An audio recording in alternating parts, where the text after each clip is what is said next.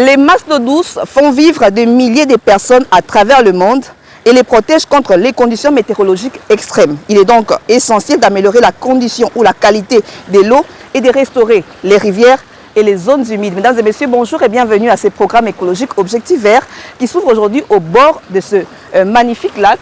Vous l'aurez compris, nous sommes ici dans la province du Mai-Ndombe, une province à 90% forestière, mais qui dit forêt dit également cours d'eau. Aujourd'hui, nous avons choisi de parler du lac Mai-Ndombe, de ses valeurs écologiques, de ses valeurs culturelles, mais également des menaces qui planent sur ces cours d'eau. Pour en parler, votre magazine va donner la parole à des experts originaires de cette province du Mai-Ndombe. Nous allons échanger avec les chercheurs et apprenants à l'école régionale de l'eau de l'université de Kinshasa, à la personne de Michael Nzali. Il va nous entretenir sur les dangers qui pèsent sur ce lac, sur ce magnifique lac qui est derrière moi. Et avant de poursuivre, suivez cet élément et on se retrouve tout juste après. Ancien district devenu province en 2015, le Mai-Ndombe porte le même nom que les lacs situés dans la partie centrale de la province. Malgré sa position centrale, le lac sert davantage des repères géographiques que d'éléments fédérateurs. Et pour cause, les forêts du nord et de l'est, peu peuplées, contrastent avec les savanes du sud et de l'ouest aux poches de peuplement très concentrés. Il est donc difficile de trouver un dénominateur commun aux organisations qui régissent les peuplements du Mai-Ndombe. Les quarts de la province du Mai-Ndombe sont recouverts des forêts qui abritent une biodiversité exceptionnelle. Plusieurs espaces de conservation ont été créés et la province bénéficie d'importants financements pour leur préservation. Cependant, la richesse de ces patrimoines naturels reconnus au niveau mondial contraste avec la précarité socio-économique que ses habitants, dont les pratiques agricoles intensives sont montrées du doigt comme les principales causes des déforestations. Selon certaines sources, les territoires d'Inongo présenteraient de nombreux atouts environnementaux tels que la grande zone humide de très haute valeur biologique et les grandes zones forestières avec d'importants enjeux en matière de reboisement. Cette province a également la particularité d'abriter un projet RED+, de commercialisation de carbone couvrant 3000 hectares de forêts marécageuses sur les rives du lac Mai-Ndombe, inaubaine pour les habitants et ressortissants de cette partie du pays. Comme dit dans l'introduction de cette émission, nous allons nous entretenir avec le chercheur Michael Nzali, qui va nous parler des menaces qui planent sur le magnifique lac qui est derrière nous, le lac Mai-Ndombe. Ingénieur, merci de nous rejoindre pour pouvoir échanger autour du lac, de votre beau lac. Bonjour. Bonjour madame. J'espère que vous allez bien. Oui, je me porte bien, merci. Merci de nous accueillir dans votre ville de Inongo. Je vais rappeler que Inongo est chef-lieu de la province du Mai-Ndombe. Inongo qui est une ville très marquée par le lac, n'est-ce pas? Et dont la vie économique et en tout cas sociale et socio-économique, comme on dit, dépend entièrement du lac Mai-Ndombe. Alors, monsieur Michael, je disais tantôt que vous étiez chercheur et apprenant à l'école régionale de l'eau. Est-ce là ou bien il y a autre chose à ajouter sur vous? Allez-y. Non, exactement, je suis apprenant à l'école régionale de l'eau où je suis en train de me spécialiser en eau et biodiversité. Nous sommes ici dans la province de Mai-Ndombe pour parler de la valeur écologique, la valeur, on va dire, scientifique, tout ce qu'il y a de beau à dire sur le lac Mai-Ndombe, également des menaces, parce qu'il y a des menaces qui planent sur ce lac. Alors, dans tous les jeux, qu'est-ce qu'on doit comprendre du lac Mai-Ndombe? Est-ce qu'il est aussi profond que les autres lacs? Est-il aussi profond et poissonneux que le lac Tanganyika? Est-il aussi dangereux que les autres lacs? Qu'est-ce qu'on a retenu du lac Mai-Ndombe? Ok, merci beaucoup Madame Ferra. Le lac Mai-Ndombe est un lac résiduel comme le lac Tumba qui se trouve dans la province de l'Équateur, mais ce lac, comme vous l'avez dit tantôt, se trouve dans la province qui porte le même nom, c'est-à-dire la province du Mai-Ndombe. Maintenant, il est administrativement retrouvé dans le territoire d'Inongo. Alors, en ce qui concerne sa superficie moyenne est de 2300 km². Pourquoi j'ai dit moyenne? Parce que pendant la période de crue, ça peut doubler ou tripler. Mais alors, en ce qui concerne la profondeur, comme vous le savez, nous sommes dans la cuvette centrale, nous sommes dans une plaine. Ce lac est vraiment peu profond. Alors sa profondeur maximale c'est 10 mètres. Tandis que sa profondeur minimale c'est 3 mètres. Alors il est alimenté par plusieurs affluents, cours d'eau bien sûr. Les principaux sont la rivière Lokoro, rivière Lutoyi, rivière Bolongo-Songo, rivière Bolongo-Loulé, rivière Lobeke et j'en passe. D'accord. Alors, vous disiez qu'il était peu profond. Mais est-ce qu'il est aussi poissonneux que le lac Tanganyika dans la province du Tanganyika? En tout cas, madame, les lacs Tanganyika, c'est un lac richissime en ce qui concerne la biodiversité. On ne peut pas les comparer au lac Mai-Ndombe. A-t-il de gaz méthane comme le lac de Kivu? Non, non, non, non. Ici, ça n'existe pas. Mais qu'est-ce qu'il y a de particulier à ce lac Mai-Ndombe? La particularité de ce lac, alors c'est un lac qui n'est pas du tout poissonné comme les lacs Tanganyika ou les lacs Albert ou Édouard. Mais ce qui est vraiment des particularités, vous voyez ici, nous sommes dans la province du Mai-Ndombe, c'est-à-dire c'est une province à vocation forestière.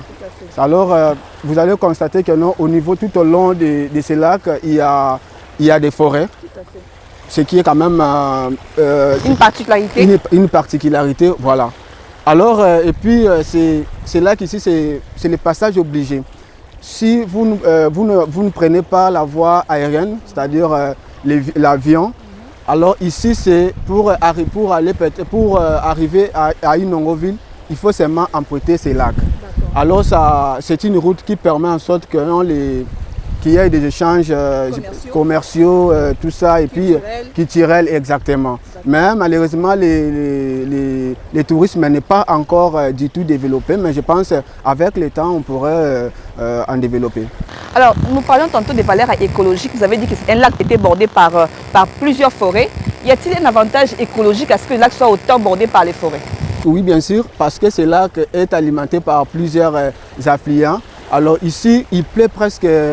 Après, même pendant la saison sèche, oui. Ouais, il pleut presque après 2 ou 3 jours. C'est-à-dire que le lac est vraiment alimenté, par les affluents. Donc le fait qu'il y ait autant de pluie sur ce lac, c'est parce qu'il y a autant de forêts à côté? Exactement, exactement, parce que vous allez voir que non, si peut-être non, ici à Inongo, il ne pleut pas, mais il pleut peut-être non, à Kiri. Vous voyez que non, or il y a une rivière là qui s'appelle Lutoi, qui a l'un de ses affluents. D'accord. Alors, dites-nous alors pourquoi cette eau est aussi noire? Qu'est-ce qui justifie cette couleur de l'eau? Ok, mais madame, comme son nom indique, c'est le Mai-Ndombe, mais c'est à Kikongo. À Lingala, c'est Mai-Mundo. C'est-à-dire en français, c'est l'eau noire.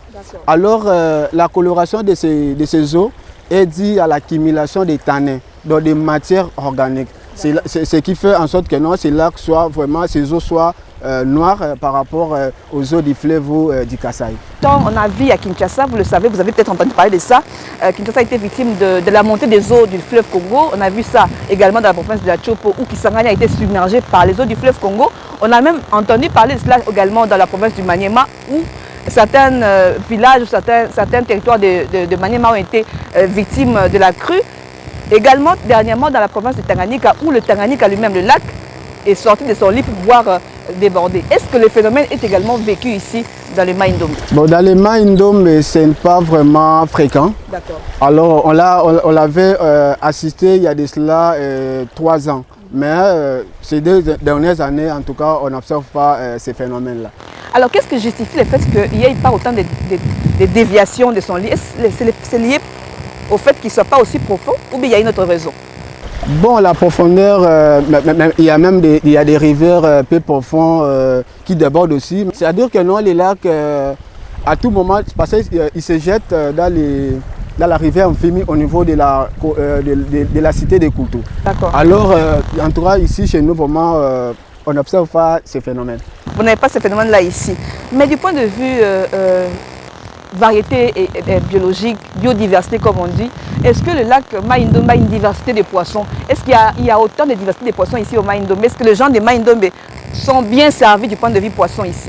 Bon, en tout cas, exactement, il y a des espèces de poissons variées ici. Mais actuellement, on assiste vraiment à la raréfaction de certaines espèces et puis à la baisse de la production des poissons. Ce qui est dû à quoi? Bon, cela est dû, madame, à la surpêche. Et puis, comme vous le savez, ici, dans les Mai-Ndombe, c'est comme en RDC en général, la pêche n'est pas vraiment, surtout au Mai-Ndombe, la pêche n'est pas du tout réglementée. Alors, les pêcheurs utilisent certains engins de pêche qui sont vraiment prohibés et puis interdits, notamment l'utilisation des moustiquaires imprégnés. Alors, comme il n'y a pas les repos biologiques n'existe même pas, on ne l'observe pas ici dans ces lacs. Cela fait en sorte que les ressources ichthyologiques dont disposent ces derniers sont vraiment menacées et puis victimes de la surpêche dont je viens de parler. Vers quoi doit se tourner la population des Maïndombe? Comment font-ils pour dévier cette situation, pour pouvoir s'alimenter correctement? Ok, merci beaucoup madame, c'est ma raison d'être ici. Alors, ERA Congo est en train maintenant, on vient d'expérimenter, on voudra maintenant proposer à la population ou aux pêcheurs une autre technique, c'est-à-dire on voudra maintenant développer la pisciculture en cage flottante. Pourquoi? Parce que vous savez ici à Inongo par exemple, les reliefs ne permettent pas en sorte que nous puissions développer les étangs. C'est la raison pour laquelle on a essayé avec ERA Congo parce que c'est dans le cadre de mon projet de recherche, mémoire entre guillemets. Alors j'ai soumis le projet à ERA Congo, alors ERA l'a financé. Maintenant on vient de terminer la phase expérimentale. Maintenant on voudrait dupliquer cela dans toute la province pour lutter contre d'abord l'insécurité alimentaire qui bat son plein. Et puis contre la surpêche dont les ressources ichthyologiques sont victimes et aussi créer des emplois. Parce que vous savez, les activités piscicoles créent toujours des emplois. Donc pour rappel quand même à ceux qui nous suivent, ERA Congo c'est une entreprise de conservation qui exploite ou qui conserve les forêts de Maïndombe. Et c'est cette entreprise qui est une filiale du groupe américain Wildlife Works, auprès de laquelle vous avez soumis votre projet. C'est un projet de mémoire, c'est ça?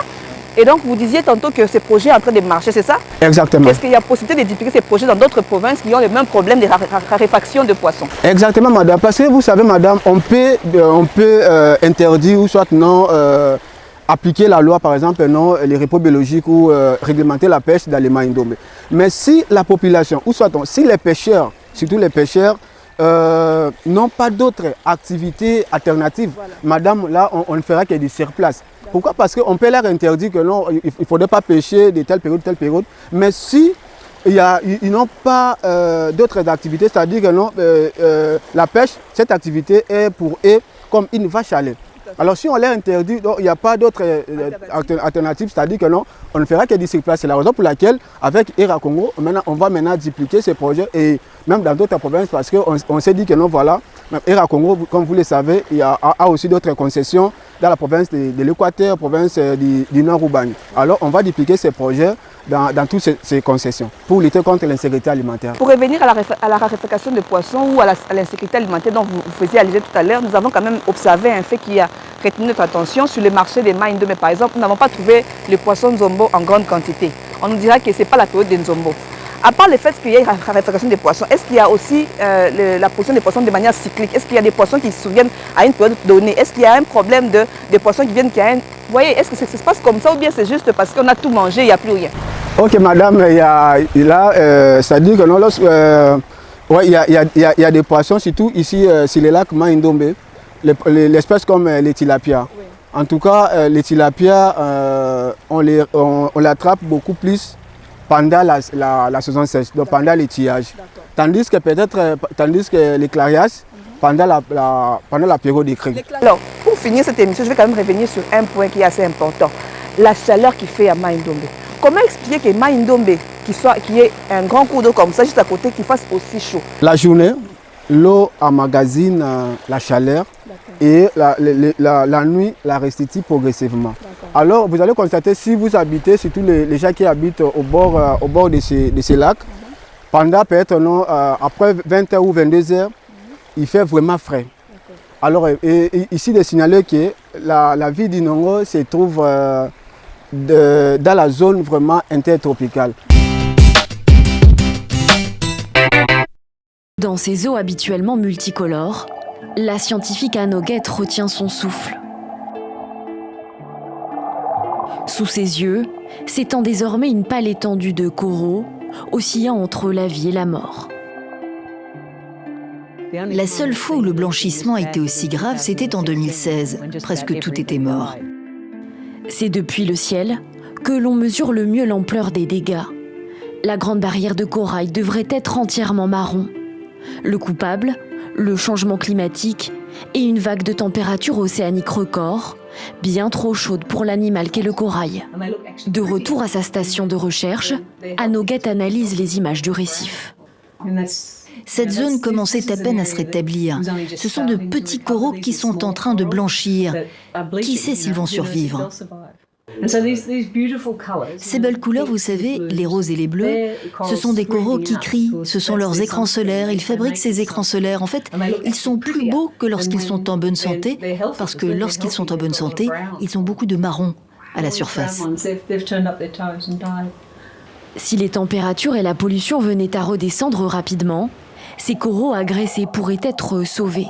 Mais rien n'est moins sûr, il s'agit du plus grave épisode de blanchissement en Australie, avec 73% des récifs endommagés. Certaines espèces de coraux peuvent vivre 1000 ans ou plus, et si l'une d'entre elles meurt, il lui faut autant de temps pour réapparaître. Également présents en mer Rouge, dans le Pacifique Sud ou encore en Floride, les coraux sont le domicile de plus d'un quart des animaux de nos océans. Indispensable, le corail l'est aussi pour l'homme. Tourisme ou alimentation, il fait vivre 850 millions de personnes à travers le monde. Qu'est-ce qu'on peut dire aux habitants des Maï Ndombe pour préserver leur bijou, pour ne pas qu'ils puissent épuiser toutes les ressources de ce beau lac? Il y a des volets. C'est-à-dire le gouvernement, d'abord le gouvernement central ou provincial, doit faire quelque chose pour préserver ces ressources. C'est-à-dire, surtout au niveau provincial ici, nous devons encadrer les pêcheurs ou sensibiliser. En tout cas, actuellement, on peut les sensibiliser, mais nous devons aussi agir. C'est-à-dire, nous devons chercher comment réglementer la pêche sur ces lacs. Alors, avant de poursuivre, nous allons quand même remarquer le fait que le lac est bordé, la zone côtière est en train de se rompre petit à petit. Est-ce qu'on peut parler ici d'une érosion côtière? Et qu'est-ce qui cause cette érosion côtière qui est vécue ici dans la province de Maï Ndombe? Je peux dire la berge du lac est vraiment menacée par des érosions. Alors je ne sais pas si je n'ai pas payé ça érosion côtière, entre guillemets, mais je peux dire seulement est victime des érosions. Pourquoi? Parce que vous allez voir derrière la caméra, à l'époque là, il y avait des arbres tout au long du lac, au bord du lac. Maintenant, il y a une autorité dont j'étais le nom, il y a de cela 2 ou 3 ans, avait voulu embellir la ville ici. Alors il avait coupé les arbres. Lorsqu'il a coupé les arbres, vous allez voir, il y a un arbre là qu'on appelle Millet Salorenti, Wenge. Il a coupé. Donc ici, il y avait des arbres tout au long pour protéger la berge des brassages, des vagues. Maintenant, comme il n'y en a plus, maintenant, la berge est maintenant menacée, est vraiment victime des érosions que vous observez. Donc les érosions que nous voyons au bord du lac est d'origine anthropique. Donc c'est-à-dire que c'est les hommes qui ont abattu les arbres. Voilà pourquoi est-ce que les vagues sont en train de faire tomber tout ce qu'il y a comme côte au bord de ce lac. Exactement, c'est ça vraiment la raison. Alors, je ne sais pas moi, si ce sont les raisons anthropiques qui ont mené à ce qu'il y ait cette érosion, ce début d'érosion côtière, qu'est-ce que vous pouvez passer comme message aux personnes qui habitent Maï Ndombe, aux gens qui vous suivent? Qu'est-ce que les messages que vous pouvez donner pour aussi, une fois de plus, protéger cette eau, cette ressource précieuse qu'ils ont ici dans leur province? Bon, en fait, en commençant par la protection de cette berge, nous devons maintenant, comme il y avait des arbres, on doit maintenant reboiser, ou soit aussi planter les vétivers pour protéger la berge qui est menacée. Alors, pour protéger les ressources halieutiques de ces lacs, le gouvernement doit faire quelque chose, c'est-à-dire le gouvernement provincial réglementer la pêche sur ces derniers et puis encadrer les pêcheurs. C'est-à-dire, lorsque je dis encadrer, nous devons aussi leur proposer d'autres alternatives. Voilà, d'autres alternatives. Ils ne peuvent pas seulement se focaliser sur la pêche. On doit maintenant leur apprendre, la pisciculture, parce que la pêche, c'est une activité régulée. Voilà, c'est une activité génératrice de revenus. Oui. Alors, on doit maintenant leur donner des moyens ou soit non des projets pour qu'ils puissent abandonner la pêche un moment et puis revenir après. Donc là, on va observer les repos biologiques et cela va permettre aux ressources ichthyologiques, les poissons, de se reproduire convenablement. Merci beaucoup, cher Michael Nzali.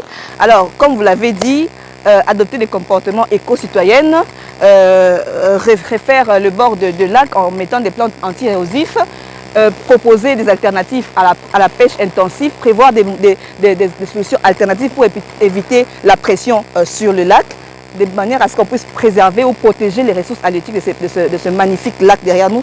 Merci en tout cas d'avoir été des nôtres.